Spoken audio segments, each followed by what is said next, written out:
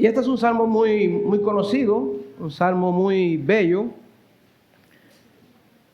Pero si nosotros nos detuviéramos un momento a pensar sobre qué trata el libro de los salmos, ¿de qué podríamos decir que tratan los salmos? Generalmente, ¿de qué tratan los salmos? ¿Qué creen ustedes?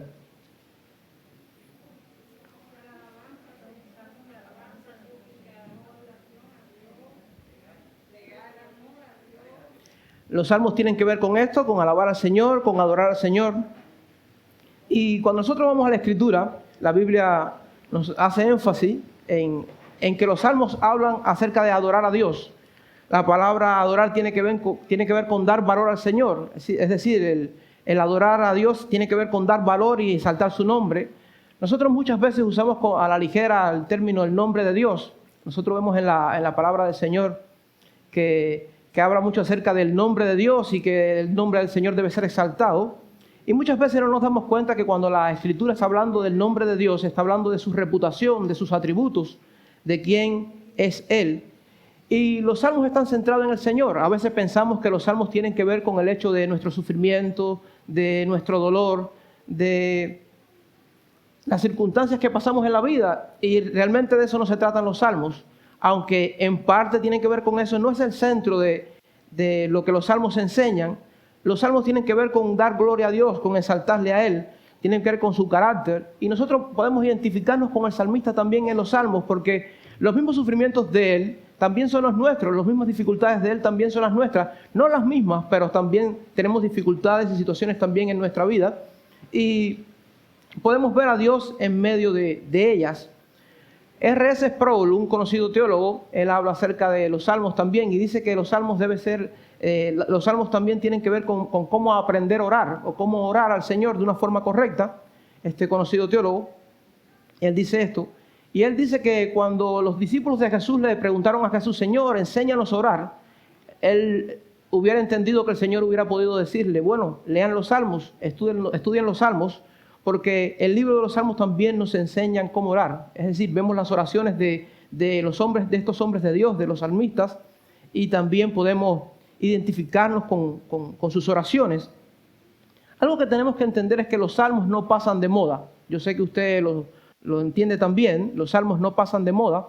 De hecho, el libro más citado en el Nuevo Testamento del Antiguo es el libro de los salmos. A veces pensamos que es el libro de Isaías con las profecías acerca de nuestro Señor, pero realmente el libro más citado en el Nuevo Testamento es el libro de los salmos. Pero además de eso, es el libro más leído en nuestros días. Aún hoy el libro más leído de la Escritura es el libro de los salmos, más que los evangelios, más que las epístolas paulinas. El libro que más se lee hoy en día también es el libro de los salmos. Y otra cosa que estoy seguro que usted también estará de acuerdo conmigo es que el libro de los salmos tiene mucho que ver también con nosotros. Nos podemos identificar también con las realidades del salmista. Por ejemplo, a veces uno lee el Salmo 73. El libro de los salmos es muy pertinente a nosotros. El Salmo 73 habla sobre el destino de los malos y el salmista empieza hablando acerca de cómo a los malos le va al parecer bien, mientras que a los que temen a Dios y tienen el deseo de honrar al Señor, las cosas no les salen tan bien. Y yo no sé si este ha sido su clamor o su oración también en algún momento. Y el salmista habla acerca de esto, pero el salmista dice, hasta que entrando en el santuario del Señor comprendí el fin de ellos. Ciertamente los has puesto en deslizadero, y empieza a hablar acerca de cómo el Señor va a despertar a su pueblo. Y él dice, ¿a quién tengo yo en los cielos sino a ti? Y fuera de ti nada deseo en la tierra, mi alma y mi corazón desfallecen, mas la roca de mi salvación y mi herencia, mi porción, es Dios para siempre. Y nos podemos identificar con este salmo, con el Salmo 73. También lo podemos hacer con el Salmo 84. Hay muchos salmos que nos tocan porque tratan de nuestras situaciones también. El Salmo 84 también habla acerca de la presencia de Dios y está más cerca a este salmo, al Salmo 27. Y el salmista empieza diciendo, oh Señor, cuán maravillosas son tus moradas. Si aún el gorrión haya casa y la golondrina al nido para sí, donde ponga sus polluelos cerca de tus altares. Y él empieza diciendo, Rey mío, Dios mío, y él dice que los que habitan en su casa le van a alabar por siempre. Y él termina diciendo, hablando acerca de la presencia del Señor, y es maravilloso este salmo también. Esto podemos decir que los salmos son diseñados también a nuestra medida, son también para nosotros. Algo también que un amigo siempre me dice, de un amigo que me dice que la teología de los salmos es muy sencilla. Él dice que su teología es la teología del salmista. Él dice, en el día que temo, yo en ti confío. Y nos pareciera que la teología de los salmos es una teología sencilla, es elemental, es cercana a nosotros, y es verdad. Pero también la teología de los salmos es profunda, porque todos los salmos, como estábamos diciendo, tratan con el hecho de que Dios es digno de adoración, de que Dios es digno de gloria, que Él es exaltado, y habla acerca de los atributos de Dios, que Él es bueno, que Él es soberano, que es todopoderoso, y que nuestro bien también viene de Él. En este salmo que vamos a estar compartiendo hoy, el salmista lo divide en diferentes estrofas. De hecho, muchos lo dividen en 5 estrofas. Y la primera división que vamos a estar hablando trata acerca del carácter de Dios y de la seguridad que tenemos en Él. Pero yo creo que si hay una frase que deberíamos recordar en este mensaje, algo que debemos recordar y también llevarnos de forma práctica a nuestros hogares, pudiera ser así: busquemos al Señor, Él es la causa de nuestra confianza y de Él viene nuestra salvación. Busquemos al Señor, Él es la causa de nuestra confianza y de Él viene nuestra salvación. Yendo ya al salmo, vamos a leer el primer versículo. Hay algunos salmos, y este es uno de ellos, que el primer versículo resume en buena parte todo lo que el salmo está diciendo, todo lo que el salmo va a decir.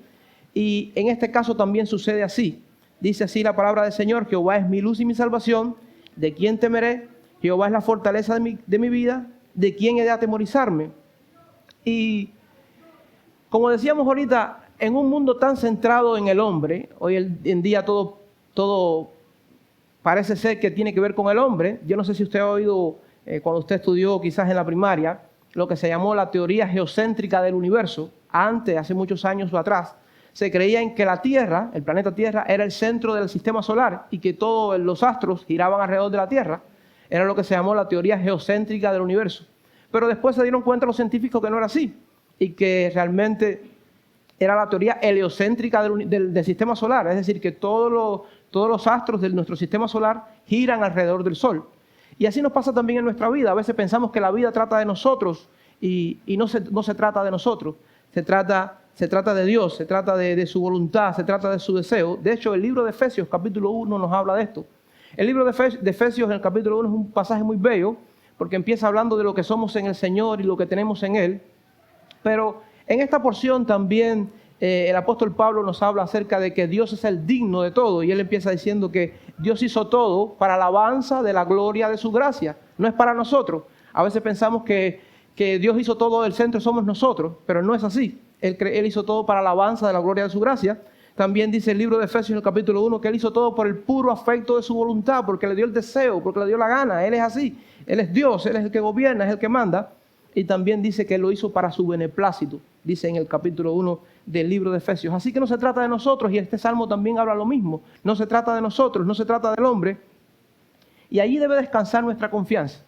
Yo no sé si usted ha leído, y no lo digo en el sentido bueno, no sé si usted ha leído el libro, yo también lo leí y me gustó mucho, pero ahora me doy cuenta que no está del todo bien. Ese libro de Rick Warren, Una vida con propósito, en el capítulo 3, si no mal recuerdo, él termina diciendo con una frase que Jesucristo es como que dijo en la cruz: prefiero morir que vivir sin ti. Está muy romántico eso, muy, muy bello, pero no es lo que dice la Escritura acerca de Dios. Dios es el centro, nosotros somos sus siervos, y lo que Él ha hecho es por su providencia y por su favor hacia nosotros, pero Él es el digno de adoración y Él es el centro de la historia y también de nuestra historia. Y este salmo hace eso. Este salmo, el salmista dice así, que Él es su luz, el Dios es su luz y su salvación. Y Él dice: no temerá mi corazón. Yo no sé si usted coincide conmigo, pero yo creo que sí hay motivos para temer si lo miramos humanamente. Si usted se levanta por la mañana y no es cristiano, usted piensa que hay muchos motivos por los que temer. De hecho, nosotros hemos pasado hace poco este asunto de la pandemia. Muchísimas personas murieron, personas cercanas también y que nosotros conocemos fallecieron. Pero también hay una situación extremadamente grave, una situación económica extremadamente grave que estamos pasando hoy en día. Pero también hace un tiempo atrás explotó el Hotel Saratoga, sin más, algo así, explotó el Hotel Saratoga sin nadie. Y nosotros estamos a un latido de la eternidad, y esto es una realidad, y es un motivo para temer. El hombre sin Dios debería estar temeroso todos los días de su vida, debería temblar de miedo, y también debería temer a la ira de Dios, porque la Biblia habla acerca de esto también, de la ira de Dios que se ha de manifestar contra los impíos. Pero hay motivo para temer. Pero ¿por qué no temía el salmista? El salmista dice, no temerá mi corazón, yo estaré confiado. ¿Por qué? Él está confiado por los atributos de Dios, por quien Dios es. Él es su luz, Él es su salvación. Él dice, no temeré. Él es la fortaleza de mi vida. ¿De qué voy a atemorizarme? Y este debería ser también el ánimo de nuestro corazón. Él es nuestra luz, es nuestra salvación, es la seguridad. ¿Por qué? Porque mi Dios es bondadoso, Él es fiel, es todopoderoso con sus hijos. Y esa debe ser también la base de nuestra confianza.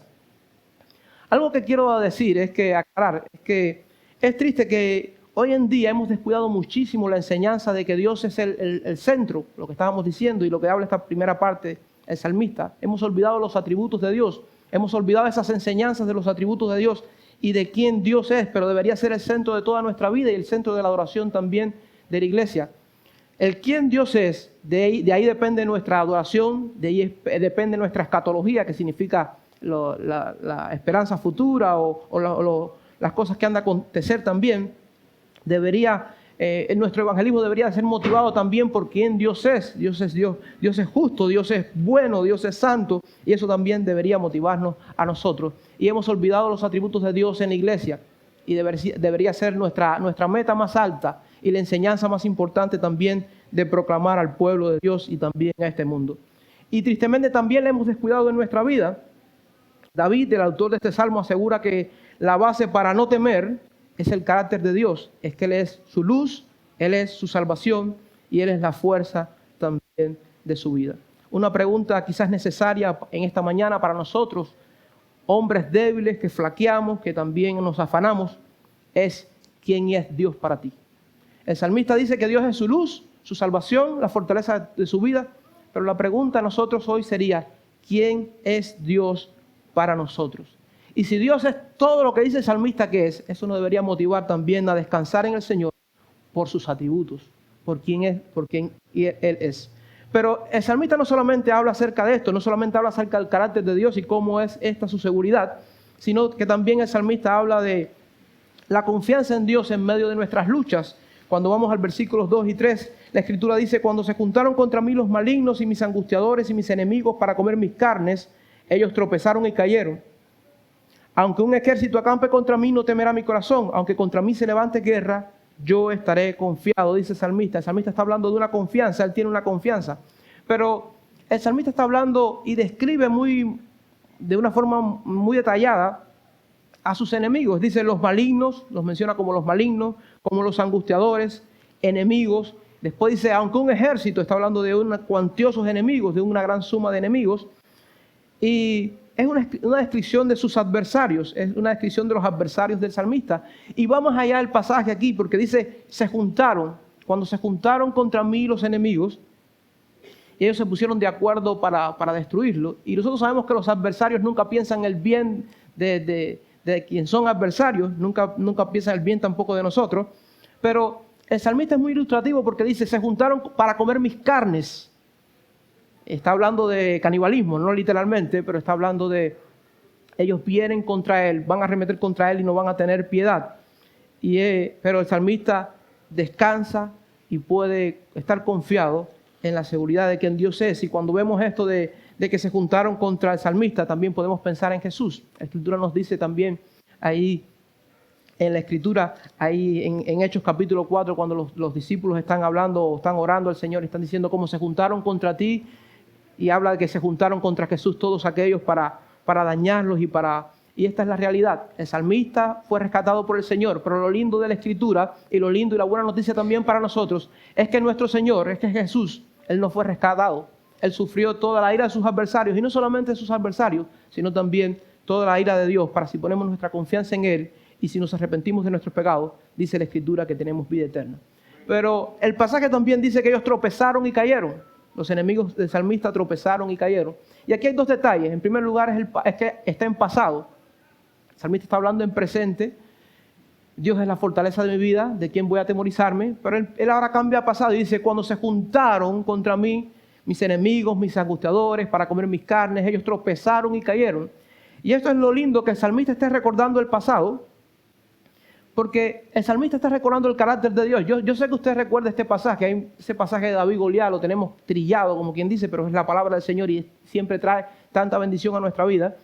Y David llega delante de Saúl le quiere poner una armadura, él dice, mira, no me pongas esta armadura porque yo nunca he probado esto, nunca he peleado con esto así. Y algo interesante es que Saúl lo desanima, él le dice, mira, este hombre es hombre de guerra desde su juventud y tú eres un muchacho. Y el salmista, miren lo que les dice, David lo que les dice. Le dice, yo soy pastor, o yo era pastor de las ovejas de la casa de mi padre, y cuando venía un león y atacaba a las ovejas, yo me enfrentaba al león y le vencía. Y cuando venía un oso, yo me enfrentaba al oso y le vencía. Dios, y aquí está el centro del asunto, Dios me libró del león, y Dios me libró del oso, y Dios también me va a librar de este filisteo incircunciso. La confianza de David de que Dios le iba a librar del filisteo, ¿cuál era? La fidelidad de Dios del pasado. Dios había sido fiel con el león, Dios había sido fiel con el oso, Dios también sería fiel al enfrentarse al filisteo. Y esto también trae ánimo a nuestras vidas, porque deberíamos hacer lo mismo que David, confiar en las bendiciones, en el cuidado y la atención de Dios en el pasado para enfrentar las situaciones presentes. Dios ha sido fiel con el león, Dios ha sido fiel con el oso, y Él también será fiel ante el filisteo, ante las otras dificultades que se nos presentan también a nosotros hoy. Es llamativo que los que tratan de destruir al salmista aquí, dice que ellos tropiezan y caen. Quizás la pregunta que nos debíamos hacer esta mañana es, ¿cuál es la causa de la tranquilidad del salmista? Y volvemos a lo mismo, la tranquilidad del salmista es el carácter de Dios, quién es Dios y en su fidelidad en el pasado. Dios libró al salmista, como decíamos, también nos librará a nosotros. Romanos capítulo 8, versículo 32. Sé que nos gusta muchísimo Romanos capítulo 8, versículo 28. Y sabemos que a los que aman a Dios todas las cosas le ayudan a bien, esto a los que conforme a su propósito son llamados. Pero en 8:32 dice, el que no escatimó a su propio Hijo, sino que lo entregó por todos nosotros, ¿cómo no nos dará también con Él todas las cosas? Dios envió lo mayor del cielo y tenemos mucho más por los cuales estar confiados que el salmista. Dios envió a su Hijo Jesucristo, lo más valioso del cielo, y si Él nos dio eso, ¿cómo no nos va a cuidar ahora, nos va a bendecir y va a estar con nosotros como Él ha prometido? Esto no quiere decir que todo nos va a ir bien. Esto no quiere decir que la vida nos va a ir de cara. Esto no quiere decir que no vamos a tener circunstancias y problemas en nuestra vida. Esto lo que quiere decir que aún en los momentos de dificultad de la vida Dios estará con nosotros y que al final las situaciones nuestras hoy, nuestras dificultades, no van a prevalecer. Van a terminar. Pero continuamos en el Salmo y el salmista continúa hablando y en la porción del versículo 4 al versículo 6 habla acerca de la presencia de Dios y cómo esta presencia es la necesidad de Él y es también nuestra necesidad. La presencia del Señor es nuestra necesidad, dice la Escritura. Una cosa he demandado a Jehová, esta buscaré, que esté yo en la casa de Jehová todos los días de mi vida para contemplar la hermosura de Jehová y para inquirir en su templo, porque Él me esconderá en su tabernáculo en el día del mal, me ocultará en los reservados de su morada, sobre una roca me pondrá en alto, luego levantará mi cabeza sobre mis enemigos que me rodean, y yo sacrificaré en su tabernáculo sacrificios de júbilo, cantaré y entonaré alabanzas al Señor. Y es bello, muchas personas dicen que este es el centro del Salmo. Él no lo resume el versículo 1, pero dicen muchas personas que esto es el centro del Salmo porque el salmista está diciendo, una cosa he demandado yo de Dios, y esta es la que yo busco. Una sola cosa yo he demandado. Yo tengo muchas demandas a veces delante del Señor, no es una, pero el salmista dice, yo tengo una sola demanda delante del Señor. Y la prioridad del salmista, y lo vemos aquí, es estar en la presencia de Dios. La presencia de Dios es la prioridad del salmista, es el deseo del salmista y es lo que él busca. Y tiene un propósito, dice, mi propósito es contemplar la hermosura, su hermosura, contemplar la hermosura del Señor, dice el pasaje. Y yo me imagino el salmista yendo al tabernáculo, porque en este tiempo no había templo todavía, yendo al tabernáculo, y el salmista dice que iba al tabernáculo a buscar la presencia de Dios, al punto que todos los versículos de esta porción que acabo de leer, todos los versículos hablan acerca del tabernáculo o de la presencia de Dios. Uno lo puede ver ahí claramente, desde el versículo 4 al 6, él dice, una cosa demandada de Jehová, esta buscaré, que esté yo en la casa de Jehová. Primero dice, después dice, para inquirir en su templo, Él me esconderá en su tabernáculo. Después dice que en los reservados de su morada lo ocultará. y después dice que le pondrá en alto y termina diciendo que él sacrificará en su tabernáculo sacrificios también de júbilo y cantará a su nombre. El centro de esta porción es la presencia de Dios. Es lo que el salmista está buscando. Y a mí me llama la atención en esta porción que él habla de esto, de la hermosura de su santidad. Él va a buscar y volvemos de nuevo a los atributos de Dios. ¿Qué era lo que veía el salmista que le cautivaba, que lo maravillaba? Y cuando el apóstol Pablo también está escribiendo en una de sus epístolas, habla lo mismo. Habla de cuán grande es la gracia del Señor y cómo Él se deslumbra en esa gracia. El salmista estaba hablando acerca de que Dios, quien es Dios, lo maravilla también a Él. Y el salmista también dice que Él va al tabernáculo a inquirir en su templo, a aprender, a meditar en la palabra del Señor, también ahí en la presencia del Señor. Y también dice que esto lo hace todos los días de su vida. Es el deseo del salmista, es la persistencia de él. Y sabemos cuál es la petición del salmista. Aquí lo dice, su demanda. Ahora la pregunta es, ¿cuál es mi petición? ¿Cuál es tu petición en esta mañana? Ese es el deseo nuestro. Él es el deseo de estar en la presencia de Dios. Estamos en el Señor protegido. El salmista dice, estoy protegido. Él me afirma y me da honra ante mis enemigos. Y yo voy a sacrificar también a su nombre y voy a adorarle. Cuán maravilloso, hermanos, es nuestro Dios. Cuán maravilloso es el Dios también que describe el salmista en este salmo. Pero quiero detenerme aquí. Quiero detenerme porque toda esta porción habla acerca de la presencia de Dios. Y es interesante, muy interesante, que la presencia de Dios, la idea de la presencia de Dios está en toda la Escritura. Es una enseñanza que está en toda la Escritura. Por ejemplo, uno lo puede ver en el Génesis, cuando uno, al comienzo de la creación, Dios crea al ser humano y dice, ¿qué hacía Dios? ¿Se paseaba con quién? Con el hombre, ¿en dónde? En el jardín. Sí, Dios manifestaba su presencia al hombre, la presencia de Dios era vital para el hombre, pero lo vemos también en el tiempo de los patriarcas. Podemos pensar en Abraham. Algo interesante en la vida de Abraham es que dice la Escritura que cada vez que él ponía sus tiendas, muchas veces en el libro de Génesis lo dice que Abraham, que era un nómada, él vivía, no era como nosotros que tenemos una casa, él era un ermitaño, una persona que andaba por el desierto, y dice que Abraham cogía y él edificaba un altar y extendía sus tiendas. A ver, él extendía sus tiendas, algo que es rápido. Uno extender una tienda de campaña es relativamente rápido, pero dice que él construía un altar para adorar al Señor. La presencia del Señor era importante también para Abraham. Pero lo podemos también ver en el libro de Éxodo, todo la columna de nube, la columna de fuego. Usted recuerda cuando la columna de nube se movía y tenía que moverse el pueblo. Y el centro está en la presencia de Dios también en esta porción, al punto de que Moisés dice al Señor, mira, si tu presencia no va conmigo, yo no voy a ir a ningún lugar. Y Dios le tiene que decir a Moisés, mi presencia irá contigo y yo te daré descanso. Y aún todas las dimensiones del tabernáculo que se explica también en el Pentateuco, hablan acerca de la presencia de Dios. Era un lugar, usted sabe, el lugar santo, el lugar santísimo, estaba dividido, todo esto. Y la presencia de Dios era importante y vital ahí. Lo vemos también después en el templo, en la construcción del templo en tiempos de Salomón y todo esto. Pero lo más central de la presencia de Dios, o la cúspide, o el lugar más alto de la presencia de Dios, o de la manifestación de la presencia de Dios en toda la Escritura, quizás esté en el Evangelio según San Juan, capítulo 1, versículo 14. Y yo se los voy a leer bien rapidito. Juan 1.14, ahorita se hablaba de Juan 1.12, un pasaje que amamos muchísimo, más a todos los que le recibieron, a los que creen en su nombre, Dios les dio la potestad de ser hechos hijos de Dios. Sigue diciendo el 13, los cuales no son engendrados en carne ni sangre, no son engendrados de carne ni de sangre, ni deseo de varón, sino de Dios, dice el versículo 13. Pero el versículo 14, él dice, hablando, dice que el verbo se hizo carne, habitó entre nosotros, vimos su gloria como el unigénito del Padre. Pero lo lindo de este pasaje es que él dice que él habitó entre nosotros. Él habitó entre nosotros. Y esta palabra, a veces no entendemos mucho esto, esta palabra es muy difícil de traducir, porque esta palabra implica mucho. La palabra él habitó entre nosotros es el término que se describiría como él tabernaculizó entre nosotros. Es lo que sería más o menos así.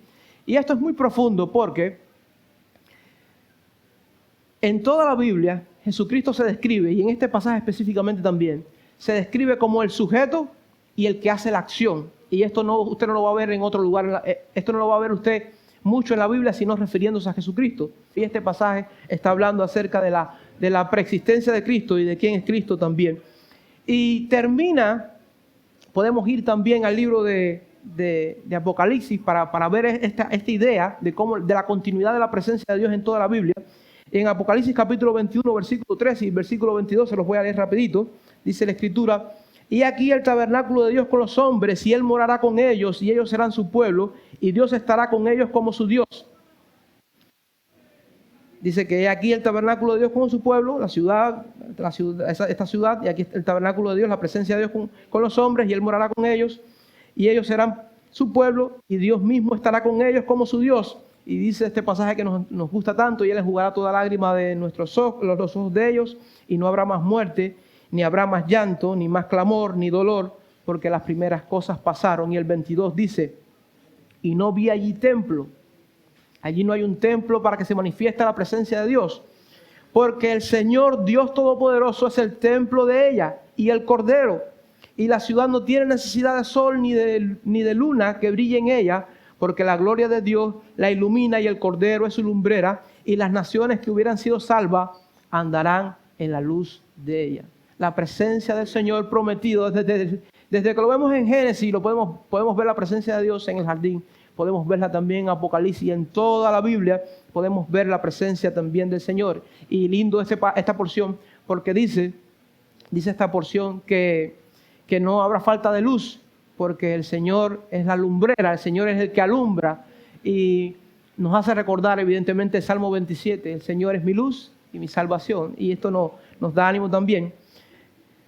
Pero el salmista continúa diciendo también, y habla acerca de que clamemos al Señor y también dependamos de Él, clamemos al Señor por su cuidado y su guía. Y el versículo 7 al 14, del versículo 7 al 12, disculpen, dice así esta porción. Del 7 al 12 dice: oye, Jehová, mi voz con que te clamo, ten misericordia de mí y respóndeme. Mi corazón ha dicho de ti: buscad mi rostro, tu rostro buscaré, oh Jehová. No escondas tu rostro de mí, no apartes con ira a tu siervo, mi ayuda ha sido. No me dejes ni me desampares, Dios de mi salvación. Aunque mi madre y mi padre me dejaran, con todo Jehová me recogerá. Enséñame, oh Jehová, tu camino, y guíame por la senda de rectitud a causa de mis enemigos. No me entregues a la voluntad de mis enemigos, porque se han levantado contra mí testigos falsos y los que respiran crueldad.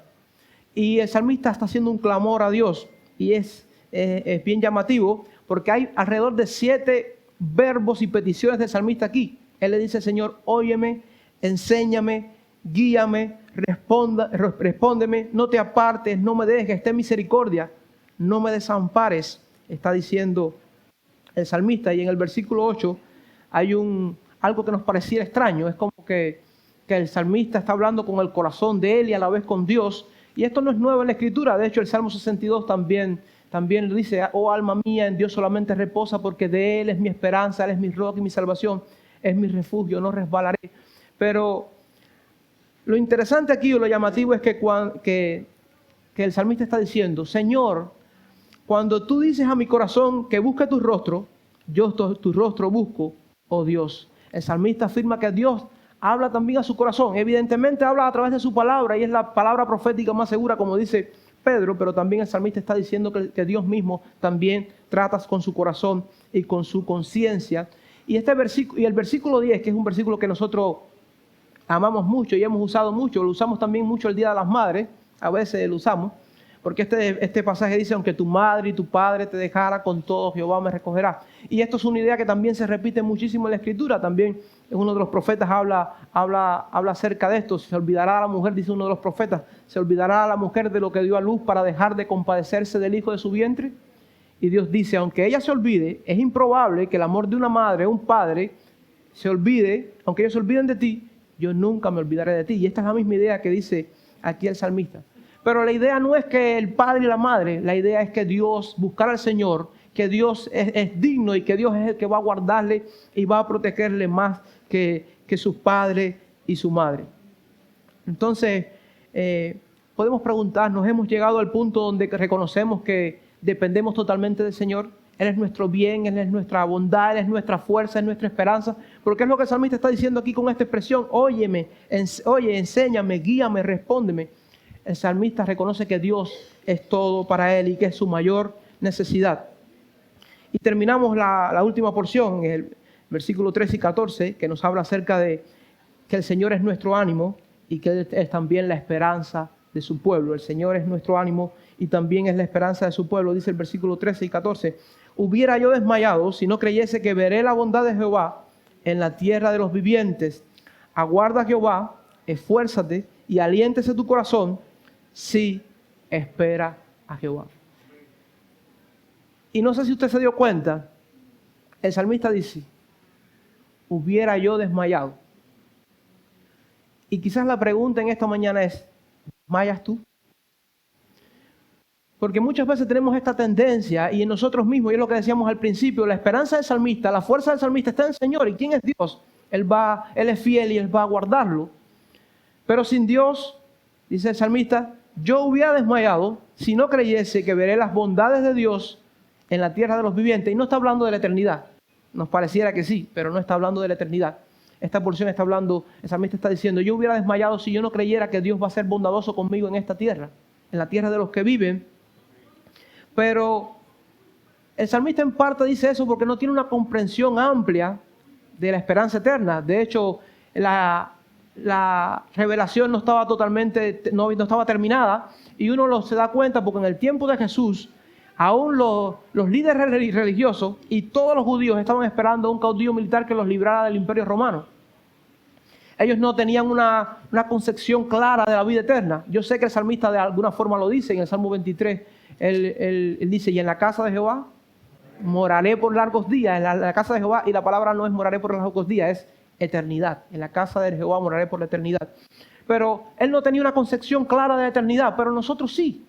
Nosotros sí tenemos una concepción clara de la eternidad. Nosotros sí entendemos que ya el Señor ocupó el lugar que nosotros merecíamos en la cruz del Calvario. La Biblia habla acerca de esto. La Biblia habla de que el justo murió por los injustos para llevarnos a Dios. Y ahí es donde debe estar también nuestra esperanza. El justo por los injustos para llevarnos a Dios. Y tenemos una comprensión más clara que el salmista. Y entonces deberíamos tener mucho más ánimo que el salmista para también decir esto. Él dice, si no creyese que veré la bondad de Dios en la tierra de los vivientes. Hay un pasaje muy interesante y que nos muestra que tenemos que deberíamos alegrarnos más y deberíamos confiar mucho más en el salmista. Y está en Primera Tesalonicenses, cuando nosotros vamos a esta porción, a esta carta del apóstol Pablo, cuando vemos el contexto de lo que estaba pasando, esta iglesia, la iglesia de Tesalónica, estaba pasando por muchas dificultades, mucha persecución, estaba pasando por una situación difícil, estaban siendo perseguidos los cristianos, y el apóstol Pablo está hablando acerca de la venida del Señor y cómo va a ser y cómo moraremos con el Señor para siempre. Y lo interesante es lo que le dice a la iglesia. Él le dice, por tanto, animaos los unos a los otros con estas palabras. El salmista dice, hubiera yo desmayado, y el apóstol Pablo está diciendo a los tesalonicenses, él está diciendo que se animen con las palabras de que Cristo el Señor va a venir a rescatar a su pueblo. Ahí está nuestro ánimo. Deberíamos tener mucho más ánimo en este sentido también que el salmista. El Señor debería ser nuestra fuerza, nuestro bien, nuestro consuelo, nuestra esperanza en el futuro. En conclusión, en este canto, en este salmo, en esta oración del salmista, en buena parte se retrata también la necesidad de nuestro corazón regenerado. Ese corazón que desea a Dios, no porque seamos buenos, no porque haya ninguna cosa buena en nosotros o porque seamos amadores del Señor, no, porque la Biblia habla de nuestra condición perdida sin el Señor y nos dice que nosotros somos aborrecedores de Dios y nos dice la Escritura que no hay quien haga lo bueno, no hay ni siquiera uno, y que sepulcro abierta su garganta y que con su lengua engaña, y esa es nuestra condición. Y todos Romanos desde el capítulo 1 al capítulo 3 está hablando de esta condición del ser humano y por tanto Dios no tiene que amarnos. Y esto es una buena noticia para ti también, amigo que nos visita. Aunque hay una mala noticia, que estamos lejos de Dios, que somos rebeldes, que estamos distanciados por nuestro pecado y que aborrecemos al Señor, la Biblia dice que Dios envió a su Hijo, envió a Jesucristo a ocupar el lugar que nosotros merecíamos. Como decíamos ahorita, el justo murió por los injustos para llevarnos a Dios.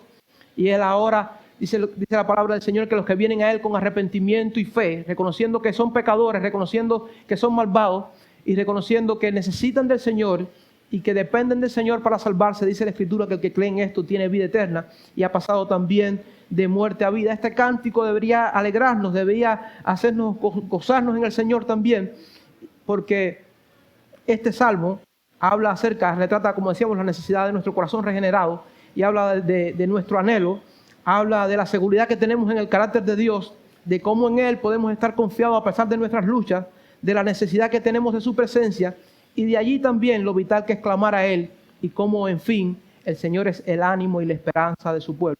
Y es que este salmo habla realmente de tantas cosas, nos habla acerca de confiar en Dios, nos habla acerca de la pasión por su presencia y de la seguridad que tenemos en el Señor y nos habla acerca de todo esto.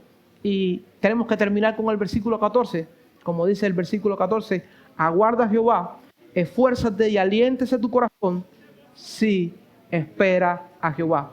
Aguarda al Señor, como decíamos ahorita, porque Él es fiel y por su carácter debemos reconocerlo. Y esto no es un aguardar pasivo, no es aguardar esperando en nuestra casa, porque el pasaje dice, esfuérzate y aliéntese tu corazón. Pero también tenemos que reconocer que el salmista habla en segunda persona. Todo el salmo, no sé si se dio cuenta, todo el salmo habla en primera persona. Él dice, Jehová es mi luz, mi salvación, fortaleza de mi vida, mis enemigos. Pero aquí el salmista llega y ya no está hablando en primera persona. Él está hablando ahora en segunda persona. Él dice, aguarda a Jehová, esfuérzate y aliéntese tu corazón si espera a Jehová. El salmista reconoce lo que Dios ha hecho con él, pero también eso lo motiva a hablar de quién es Dios a los demás. Y este debe ser también nuestro ánimo. Y esto también nos debería motivar a que compartamos y también demos aliento a otros. Hay que esperar en el Señor. Espera en Él. Él es fiel, es digno de confianza. Espera en seguridad y convicción. Esfuérzate, vive para su bien y para su gloria. Porque no hay otro lugar, no hay otra esperanza. Como dijo también el salmista en el Salmo 73. ¿A quién tengo yo en los cielos sino a ti? Fuera de ti, nada deseo en la tierra. Él es nuestro ánimo. Como dijo también C.S. Lewis, el escritor de las Crónicas de Narnia. El Cristo es el combustible que mueve nuestra vida. Espera en Jehová, espera en su puerta con oración, espera a sus pies con humildad, espera en su mesa con servicio, espera en su ventana con expectación. Y qué bello si esta fuera nuestra realidad, qué bello si este fuera el clamor de nuestro corazón, pero sí es el clamor del salmista y también debe ser el nuestro. Termino como comenzaba con esta frase que debemos recordar de una forma práctica en nuestra vida. Busquemos al Señor, Él es la causa de nuestra confianza, de Él viene nuestra salvación. Que Dios te bendiga.